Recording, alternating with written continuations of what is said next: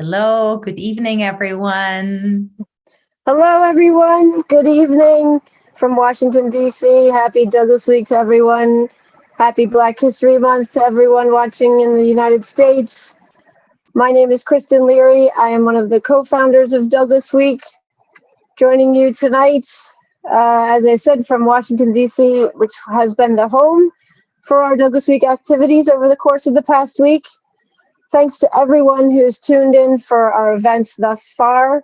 We're delighted to have this final event to bring to you, final programming event to bring to you tonight. Thanks so much to this fantastic panel of participants who are joining us tonight. And also with me tonight is my colleague and friend and Douglas Week co-founder, Dr. Caroline Dunham Schroeder. Hard to believe that this is one of our last events of Douglas Week, right, Caroline? Yeah, it's a bit crazy to think all the weeks and months of planning. And now we're here, like we said, at our last programming event. But hello, everyone. Hello, Kristen. It's lovely to be with you all today. Of course, a very warm hello to our wonderful panelists, but also to everyone watching live on YouTube right now. Thank you for joining us. Happy Douglas Week. And yeah, it's indeed really crazy to think that this is one of the last things we're going to do for this year for Douglas Week. And what a week it's been, I'd say. We've learned so much about Douglas, but we've also, we've had so many great speakers talk about allyship and empowerment, resilience, agency. We've talked about changing the narrative. We've talked about creating creative spaces, and we can't wait to hear more from our lovely speakers tonight. Yeah, thanks. And our community and our collaborative efforts have grown so much since we started Douglas Week in 2019. And we're very happy to have audiences from around the world joining us. We can't wait to see our collaborations and our co-creations and our connectedness grow over the coming years. And events like these are very much a part of that growth. And again, if you have missed any of our events and you want to rewatch or watch, they're all available on our YouTube channel, which is Douglas Week Team. You can watch at any point in time. We'll have those up in perpetuity. You can also click through to our YouTube channel from our website, which is www.douglasweek.org. Yeah, and I guess one last thing to mention is before we hand over to our lovely colleague Adrian, is that, when we created Douglas Week in 2019 in Ireland, which will always be our anchor, and there's been great participation from Ireland again this year, like a lot of good energy, a lot of good people, especially in Cork. And so we established it to, of course, celebrate and commemorate the great Frederick Douglass, his work, his legacy, and him as his inspiration. But we also wanted to provide this safe space, this platform for dialogue and for conversations with change makers like the people who are here today. So we don't just want to commemorate the history of Frederick Douglass, but also we want to look at very, let's say, contemporary issues that are still relevant. When you talk about Frederick Douglass, a lot of issues and topics and things come up, and most of these are still very relevant. So issues of identity and race, independence, equal rights, and that's really something that's an issue around the world. So in response to the Douglass history and story, we want to create this platform. And I'm really glad that our contributors tonight also share some of our guiding principles, which is connectedness and co-creation, collaboration, and communication, and this kind of transatlantic communication and collaboration. So I'd say very excited for this next panel, and thank you so much for tuning in. One last thing of housekeeping: this event will be about 45 minutes ish. If you have any questions, we're live on YouTube, so you can just pop your questions in the chat. We'll be monitoring that, and we'll pass on any questions you may have to the speakers. And the last thing is that I mentioned that this is a safe space. It's also a respectful space. So please be respectful to our panelists, but also to other audience members, because inappropriate behavior and conduct is not part of Douglas Week, and it will not be tolerated. So thank you everyone for respecting that. Thank you. Thanks, Caroline. And without further ado, we'd like to thank everyone again for being here, particularly our panelists. We hope you enjoyed this next event, which is titled Race, Equity, and Representation in Sports. And we're especially thankful to all these organizations joining us today who commit their time and their resources to outreach to young people, scholars, and athletes in and around the Washington, D.C. community and beyond. This type of outreach and these types of programs are so vital to a vibrant and inclusive community. And we're very thankful for the work you do every day and for sharing it with us today. So thanks again, everyone, for being here. And I'll hand it over to Adrian to start the discussion. Thank you.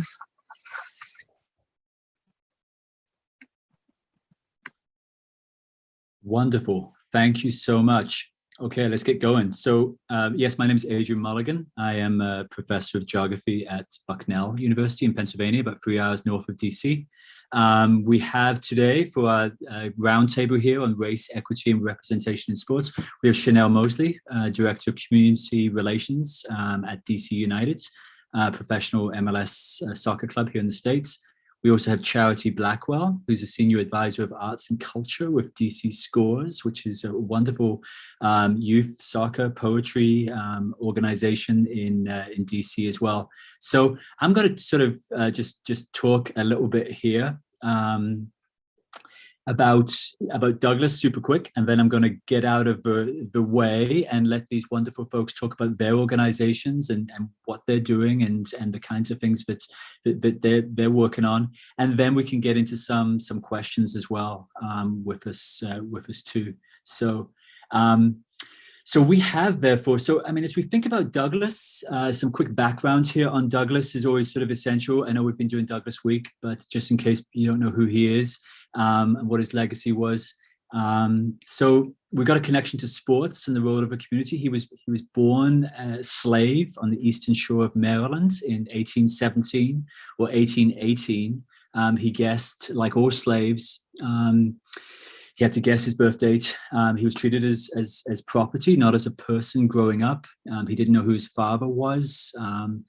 He eventually learned to, he was lucky, he learned to read and write, and we can talk about the importance of education and knowledge and power today.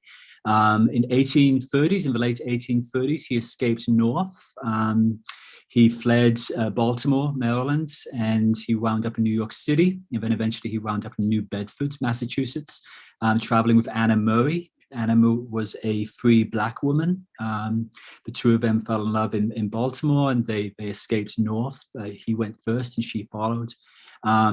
In the northern states, in New England, Douglas, as somebody who was a former slave, somebody who could read and write, somebody who could have just kept his head down and worked, he decided not to. He became sort of a major abolitionist, obviously speaking out against slavery and trying to sort of fight for the millions of folks who are still trapped in the southern states. He wrote an autobiography in the 1840s, and the autobiography was so popular that it really put him in some danger in terms of him possibly being captured and shipped to the South again as a fugitive slave. With regards to the sports, and I see here as well, we've got Patty Gunn joining us. Welcome, Patty. Thank you for joining us. I was expecting some other folks, but I'm so glad you're here today as well. She's with the Belfast Beltway Boxing project. So we'll also be bringing Patty into this conversation as well here in a second, and having Patty talk some more about this wonderful organization too. But again here, as we think about sports, in society, Douglas was somebody who, really, not only did he nationalize the abolitionist movement and think about the American Constitution as not being sort of a worthless document, as being a promise that hadn't been kept and that we needed to engage with. He also, especially after the Civil War, he also began to sort of think about a sense of an American sort of nationalism and community and togetherness. He talked about sort of a composite nation, where he was thinking about how so many of our differences can actually make us stronger. If we focus on greater community, if we think about citizenship, if we think about equal rights for all people, he was thinking about how we are much stronger through our differences.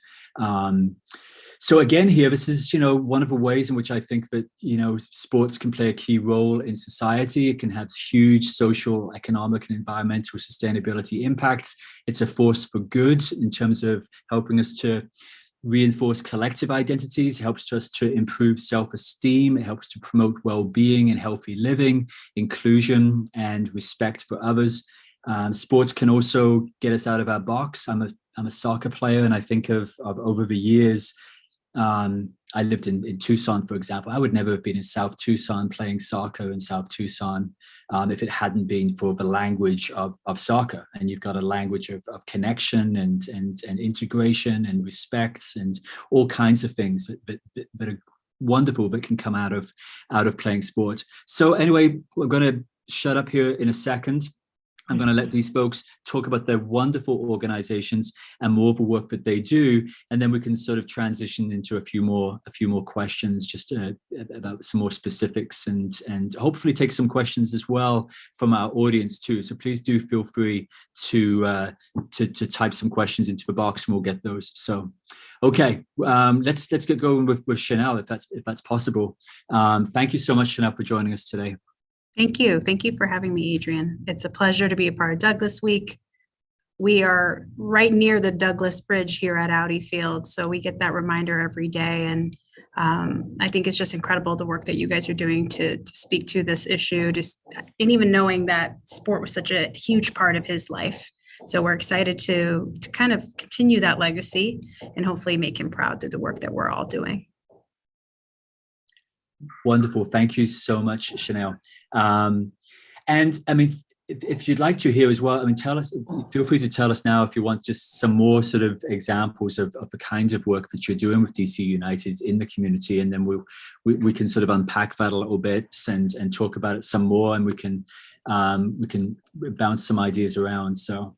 Happy to. So for those of you that aren't familiar, my name is Chanel Mosley, and I joined the team in the official capacity as Director of Community Relations and Executive Director to the DC United Foundation only 2 months ago. And so it's incredibly exciting because Audi Field was officially opened up in 2018. I think they had a full season, and then unfortunately COVID. So there's a lot of work to be done. I think us as a sports team, not only do we have the duty, but we also have the ability to create a lot of change for every type of person, no matter what color their skin is, no matter if it's blue, if it's purple, if it's black, if it's white. And I think essentially soccer is the world's sport. It's a unifier. I think anytime you see a soccer ball, you're inclined to see people around it. It's just impossible. No matter what the soccer ball is made out of, it doesn't take much. And I think as soon as you see one drop or you see something around you that resembles a ball of any kind, people come together. So we're excited to be mapping out our community strategy and our focuses, but also doing a lot of listening. Over these last 2 months of me stepping into this role, I've been listening a lot to partners such as DC Scores, who, is one of our amazing official partners, but then also a number of other local organizations, understanding what are the greatest needs of our community and understanding how do we get to play a part in helping support the work that they're doing. Where are their pain points? Where are the biggest gaps? Because I think there's a huge opportunity for us to lean into that. And that's also informed a lot of our community strategy to focus our community relations around the lens of service and leadership, but very specifically defining our community values. And then separately on the foundation side, as we're working to launch our foundation, focusing through the lens of equality and social and economic justice. We are in the nation's capital. This is the home place for our entire nation. And so we have an ability to create true lasting impact. And I think working with organizations that are meeting the greatest needs for young people, families, for underserved groups. And I think soccer is certainly a vehicle to drive a lot of social impact and a lot of positive change. So we're excited to be a part of that, and excited for the individuals that show up every day. Our season opener is February 26th. We will also be celebrating Black History Month at that match, and essentially all year round. So very excited. This special moment of Douglas Week, this special moment of Black History Month goes far and beyond just a week, beyond just a month. And so it's important for us to continue that, carrying that torch, and making this work, creating this work on a platform, speaking about this work on a platform like this, to share the messaging and get others on board too. Wonderful. Thank you so much, Chanel. And Charity, your organization too is just absolutely sort of spectacular and inspirational and amazing. Please just tell everybody about how fantastic it is, because it really is something. Absolutely, Adrian. Thank you so much. Thanks for that compliment. I think our organization is pretty awesome as well. And also thank you for having me here to be part of this really meaningful discussion and be a part of the celebration of Douglas Week. So Charity Blackwell, Senior Advisor of Arts and Culture at DC Scores. And a little bit about the organization, the amazing organization that Adrian is referencing. We are a free after-school poetry, service learning, soccer organization, and we are in over 70 different schools across the district. Our main focus is grades K2 through 12. And we are mostly focused on providing soccer and poetry programs in our elementary and middle school programs. And we do have a couple of areas where we provide soccer specific programs for other leagues and other schools that are not part of what we consider our core programming. But essentially what is really awesome about our organization is that when we think about the sport of soccer, we think about inclusion and we think about diversity, our organization is really unique. People think poetry, soccer, how do these things combine? How do these things, how does it even work, right? And one of the main things that we do that I think is extremely important about inclusion is we break that pay to play barrier, and we provide opportunities for kids to play the game, the amazing game of soccer, and in communities, in schools that if DC Scores was not here, would not have that programming. If they don't have a soccer field, we will go out there and create a soccer field for them. We will get paint and we will provide goals, and we provide everything for our kids from the shins up. So shin guards, shorts, jerseys, everything. We provide free programming so that there is no excuse for having any of the kids that are part of our program, giving them the ability to play the amazing sport of soccer. They have an away game, we're getting them bus there. And the great thing about it is free 99. I wish that DC Scores was around when I was growing up, right? And so that is one of the amazing things that I think is really awesome about our organization, what's made it very attractive to me to be a part of our mission and our goals and our values as a place that really is not just about talking about creating inclusion and creating diversity, and really cultivating that culture, but really is about that. And having partners like DC United, I think when we think about diversity, equity, and inclusion, representation is so important. So when we're able to get our kids to our DC United game and they're able to see players that look like them and know that, that Will Hamid grew up in DC Scores. I mean, it grew up in DC and he's the star goalie for DC United. Those things matter. I know how I felt when I saw Brianna Scurry growing up as a goalie. When I saw, even now in my older years, won't say how old I am, but seeing Crystal Dunn out there on the soccer field, just recently as a couple of years ago, I know how those little things that which seem little in the moment have such a lasting and huge impact on our lives. And when we're dealing with youth, they're so impressionable at that age. So making sure that we are having community partners that not only show up for us, but provide platforms for us, able to give us we've had some of our championship games played at Audi Field. We've been able to fill out an entire section with just our kids to be able to come and watch the games for free right behind the home team soccer goal. You know, how awesome is that? So it's all about community. And the thing that's really awesome about DC United is that, again, we're an organization, you know, we put our money where our mouth is, and DC United is an organization and is a club that is really about creating that community change and finding ways to make sustainable and lasting impacts in the community and here in DC. All right, back to you, Adrian. No, it's fantastic. Thank you, Chad. We'll come back around for sure.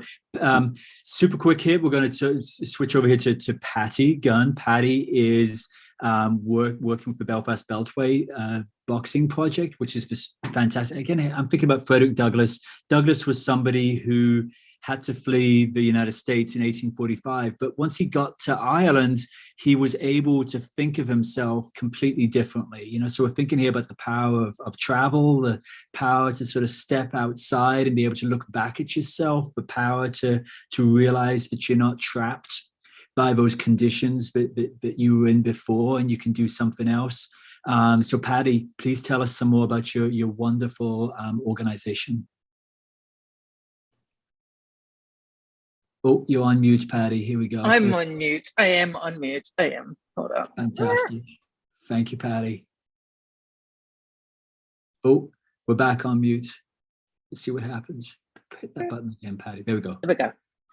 Bye-bye. I wasn't expecting to be on tonight, so I'm a You're little, fantastic. yeah, You're I'm good. not doing this well. Ladies, the work that you are doing is incredible. Like, I'm just like, I bowed down. The Washington Spirit has been very supportive of our charity. And I just like, DC Scores is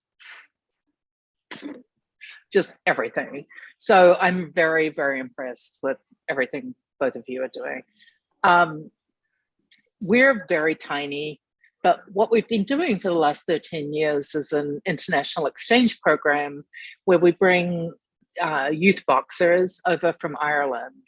They come, they have a little event in DC, which is our main fundraiser, and then we take the DC kids to Ireland for a week, and they get to experience being guests for the first time in their lives.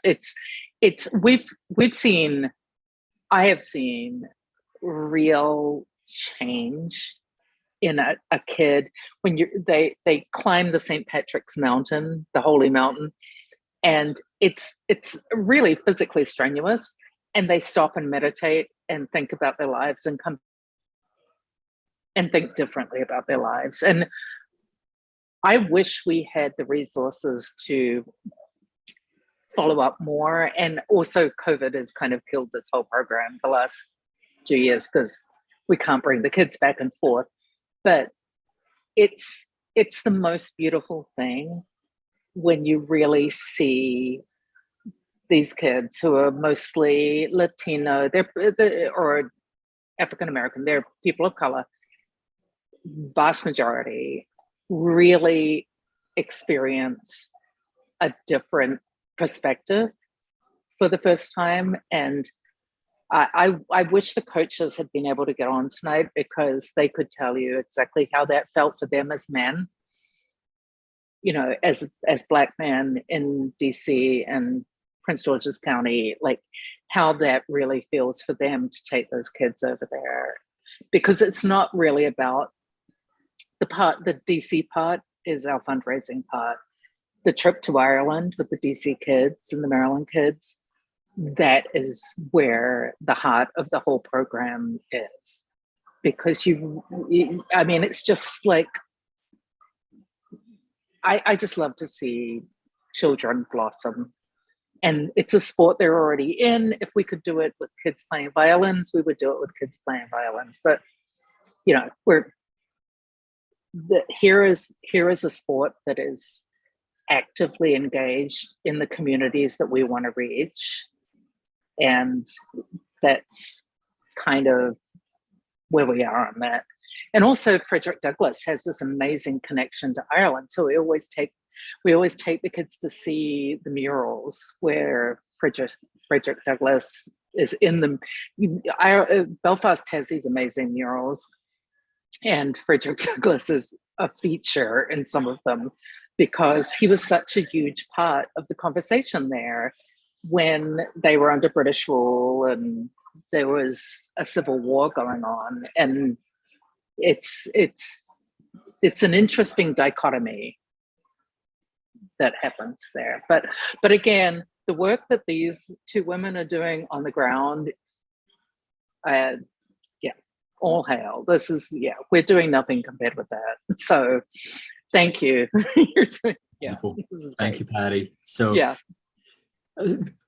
A question here I maybe have for Chanel, just come back around. So as we think about something like corporate social responsibility, you know, everybody says these days, if we're going to fix the problems in society, whether that's sort of environmental problems, whether it's problems with racism, problems with discrimination, that we can't just rely on governments to do it. It's up to, we live in a capitalist society. It's up to companies to do it and to businesses to do it.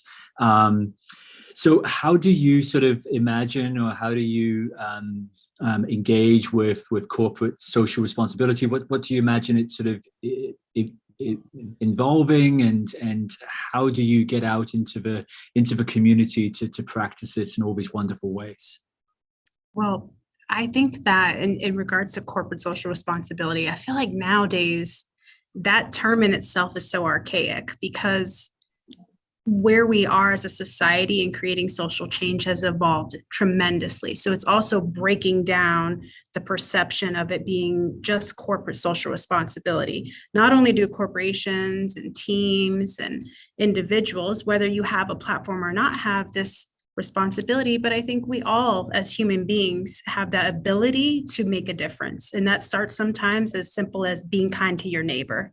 So instead, and even being aware of your own unconscious biases and how you might approach the world or how you might interact with other people. So there's that piece, but then also thinking of it in the lens of social impact.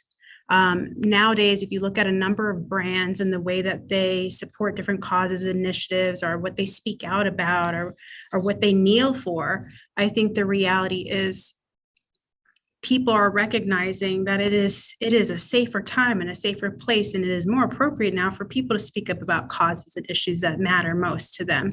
And I think even more thinking about the audiences and the groups that they are using their platform to speak up about certain social issues, because maybe their voices haven't been heard. And so you often hear the term as it relates to women, giving a woman a seat at the table, but it's not only about that, it's also providing a voice, right? Providing the opportunity for us as members of society to not only bring somebody to the table, but to allow them to use their voice and to listen. And so I think as it relates to teams and athletes and leagues, it's doing just that. It's bringing in the experts. I always joke around with players and I say, you wouldn't trust this person off the street to teach you your trick shot. So let's trust the subject matter experts and let's work with them to create a collaborative space. So when I think about how I'm building partnerships through the community and the foundation side, is understanding more about the work that's being done. Where are the greatest needs? Owning and recognizing, candidly, I'm a transplant to the DC area. My family has been in DC for the last 15 years, but I'm not going to come here and say, okay, this is what we need to focus on. I want to understand where are those needs and how can we essentially work with our resources, our platforms to drive that change forward. And then also being very intentional and transparent about how we're tracking and monitoring and understanding that impact while also working with partners that are doing the same.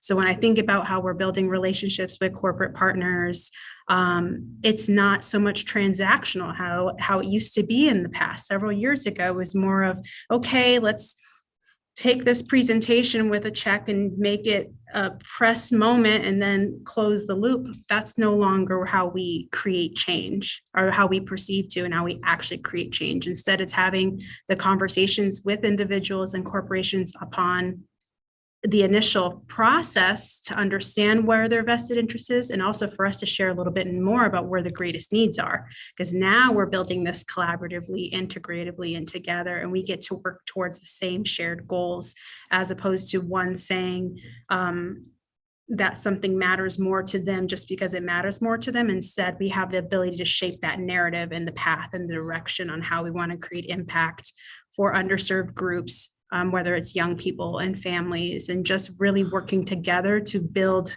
something sustainable and not just a quick Band-Aid fix. I think creating a sustainable approach is not only our duty as it relates to the social responsibility piece, but we have the ability to do that. So let's do it, and let's do it right. Yeah. Very cool.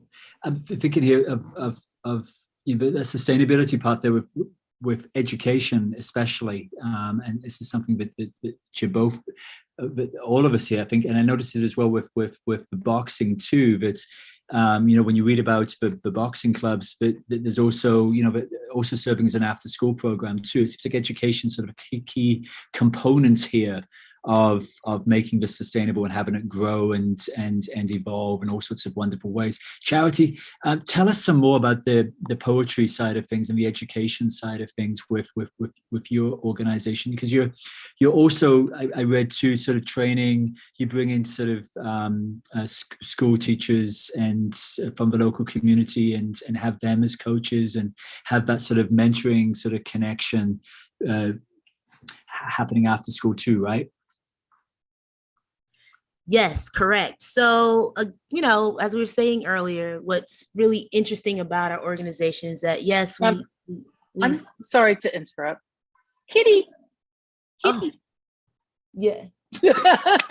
Sorry, it's so cute. I died. Eartha Kit back here. Eartha Kit. She likes to, especially when she hears my voice. Participate, right?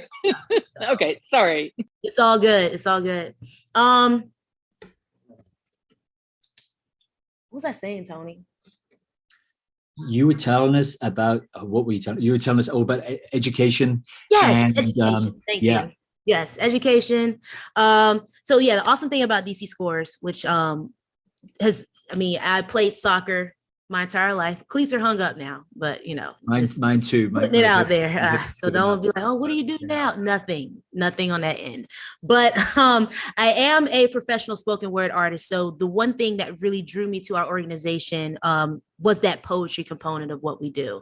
I remember when I even first heard about DC Scores, I was working as gym manager at Trinity University, the college that I went to. And they were using our soccer field for their annual jamboree, which is like a huge arts and soccer festival. So I was really curious, like, what's going on with this organization? What's this about? And someone told me it's a soccer and poetry organization. I'm like, what? That makes no sense. What are you talking about? So of course, curiosity just kept burning, had to scratch that itch. So I went and Googled it, and really this is an organization that provides poetry and soccer. And so at the time, just wrapped up my senior year playing soccer, was really getting involved with creating and providing poetry events on campus. Shout out to Speaking It Real, still running there strong at Trinity University. It was the first poetry event that was created there. And so I had a love for these two things, and I understood how both of those things were really important, and honestly have created the pathway that I've been able to tread so far in my life. And so the poetry component for what we do at DC Scores is really interesting because we do not only just poetry, but we do what we call spoken word. And so you have the poetry, right? So that's the writing form. So that's when you are creating the poems using all the different poetic devices, all the different poetic forms, and so forth and so forth. Spoken word is when you're taking that poetry, getting on stage and bringing it to life through performance. So it's like a theatrics that's involved with it. So we're not only just teaching our kids to write poetry and write their thoughts down and doing it in a way that is not, there's really no right or wrong answer to art, which is the beautiful thing about it, right? So with education, and you're in the classroom all day and you're learning that, in math, the answer is X, Y, and Z. In English, the answer is X, Y, and Z. In history, the answer, history is another topic, but that's debatable. But supposedly history is X, Y, Z. But then finally you leave class and you're able to go into a space where we teach our educators, number one thing is just creating a safe space. If y'all get anything done, at least creating a space where our kids can come, feel like they're themselves, feel welcome, feel included, feel empowered to write about things that matter to them, right? And then they're able to create art, and the answer is always, you're right. Because this is your truth. And there's something so beautiful about that. And I want to also not leave out a huge part of the program that we do also have, which is service learning, right? So we're teaching our kids in the fall how to write poetry, how to also express yourself, get up on the stage. And they have this big poetry slam where they compete and they move as a unit. So the same team that plays soccer is the same team that gets up on the stage and performs at the poetry slam, right? And then in transitioning into the spring, we teach our kids what the importance is when it comes to service learning. So you learn how to write about your feelings and your emotions. And now let's take these thoughts and these feelings, let's take these things that matter to us and let's put them into action. So we have kids that are writing about fighting, anti-gun violence. We have kids that are writing about pollution and, the environment. We have kids that are writing about how much they love soccer, right? We have all these different things that we are pushing our kids to write and think about, but also encouraging them. Writing and performing and speaking out is just one part, right? But actually doing something about it, creating those change makers is the really important thing and a meaningful, lasting thing. Chanel talks about sustainability. How are we also teaching kids to not only write about these things and think about them, but also give them tools and give them ways and avenues to actually take these things and let them know that, yeah, the things that you have a problem with, that you see are issues in the world, you have a way to tackling them, right?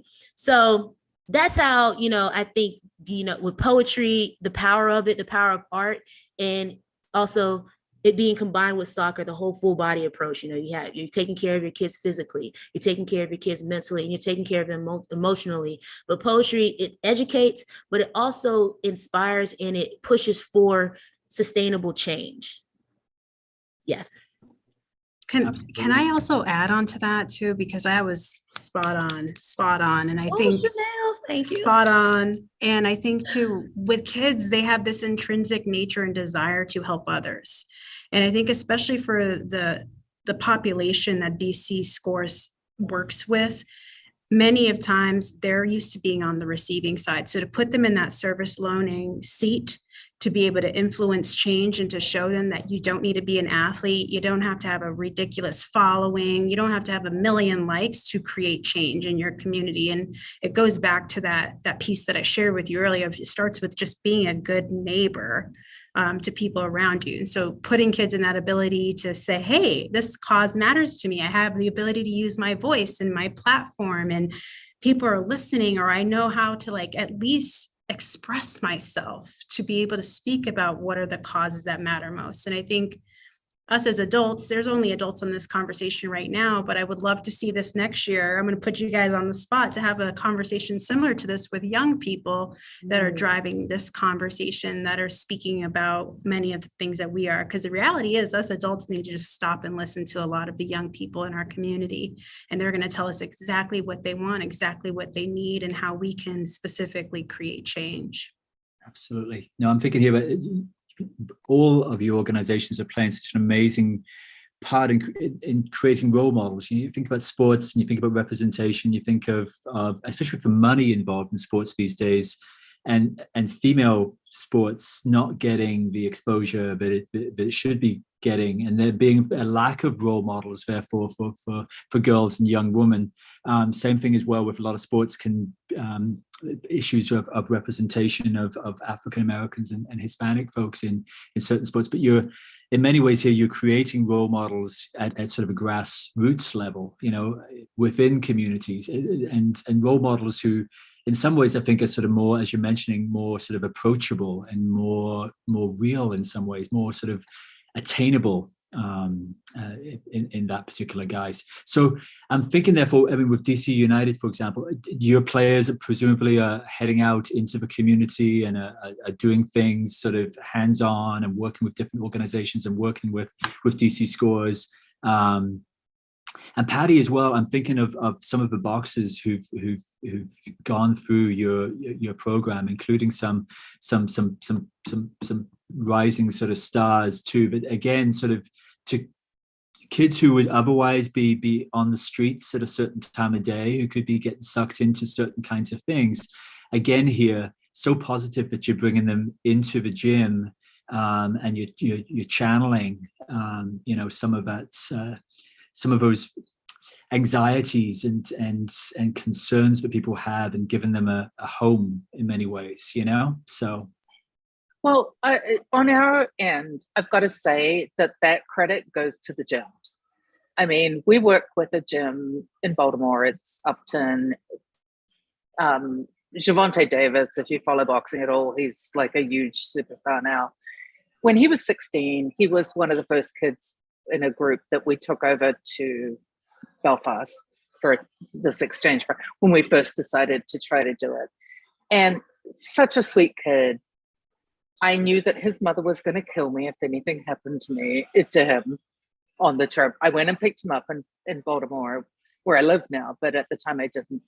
And he asked, when we were leaving, he asked if we could stop the car so he could say goodbye to his friends. And his friends were all slinging drugs on the street across the road from the gym. Like, the reason this kid was not one of those kids was because of that boxing gym. That boxing gym is like a ray of light in Upton. It's amazing.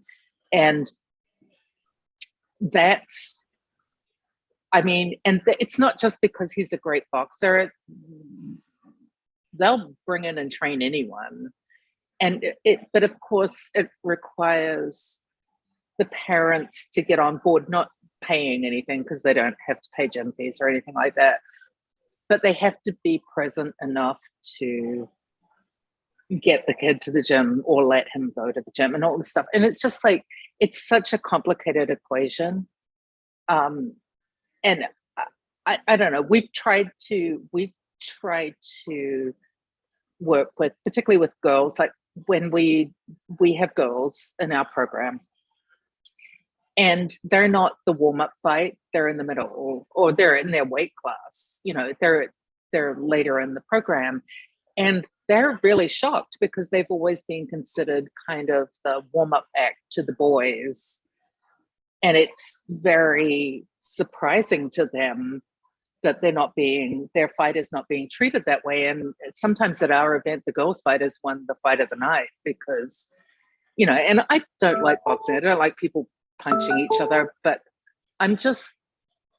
it's really just, that's our way to reach the people we want to reach in the community. And the work that DC Schools is doing is amazing. We're not anywhere near that level, and the Washington Spirit has been so supportive of our program, but I feel proud that we're doing the little tiny piece that we're doing. And I really wish the coaches had been able to get on this call to tell you what their job is, because they're doing the work. We're not doing the work. We're just providing some funding and doing the best we can to manage this program. But it's the men, or mostly men, in these communities that are making these boxing clubs work, and all hail to that. But yeah, I noticed with all your organizations, the mental sort of health aspect of things here is sort of really crucial too, whether that's boxing and thinking about sort of masculinity but it's really amazing how we can approach sports sort of differently here, but there's different ways in which we can sort of think about identities and bring kids in and get them to sort of consider themselves and consider these structures that they have that are quite constraining, and to be able to do that through sports is fantastic. Another thing here that's been in the news a lot these days, so I thought I would sort of talk about it, is thinking about transgender athletes as well, and thinking about representation and equality with transgender kids too. Is that something as well that your organizations are doing and working with and trying to sort of do good things with as well? I'm not sure if that was a general question, but I'm happy to jump in. I think the reality is, no matter what a person looks like, no matter how they identify, everybody deserves the same opportunity and access. And I think when we think about equity, it's not only giving them that seat at the table, but also giving people a voice. And I think the same goes with sport. And so I know our colleagues at the Washington Spirit have been incredibly active in this space. And so with joining the organization here at DC United only 2 months ago, working with them to understand how can we best support them as well. I think to be good allies, we have to also be able to say, hey, we want to listen, we want to understand, we want to support. And so I think that's an important piece. We step on the same pitch here at Audi Field, and I think it's important for us to, and Patty noted to this, Charity noted to this about creating, like getting rid of that barrier. What is that barrier, and how do we basically dismantle all of that to allow equal opportunity for people? Yeah, fantastic. Thanks, Chanel. Yeah, I would just add to that. We've also at our organization have been in a similar area of just listening and hearing out, our coaches, hearing out our communities that we serve, all the different stakeholders, because this is something that we are considering and really trying to think through the best way to approach making sure that we are standing by what our values are, which is creating and providing an extremely inclusive culture. In the poetry space, that's a lot more easier space to maneuver in. But as you can see in sports, this is an issue that has been brought to the forefront that I think that we are definitely all ears in trying to navigate ourselves as an organization that's serving youth. And especially with the youth of today, we're growing up in a different world, and we're growing up where our kids are way more expressive and have the freedom to really be who they identify as an individual. So we have to respect that and try to find ways and try to break those barriers that Chanel was talking about, to create spaces where all of our kids feel that they can show up, they can compete, they can feel included, feel their best and free self as possible, because we can only control our space, right? And so, yeah, that's kind of where our approach at DC Scores is with tackling and honestly becoming more inclusive with the trans community. Awesome. Thank you so much, Charity. Well, everybody, thank you so much. I think we're going to wrap up here, but absolutely wonderful organizations. So fantastic to hear more about the amazing work that you're all doing. And thank you. I think in many ways here, you folks are the role models too. I know we're sort of talking about other people as role models, but you're so all role models and so fantastic with the work that you're doing. So thank you so much from the Douglas Week team and from myself, and for coming here today and for talking some more about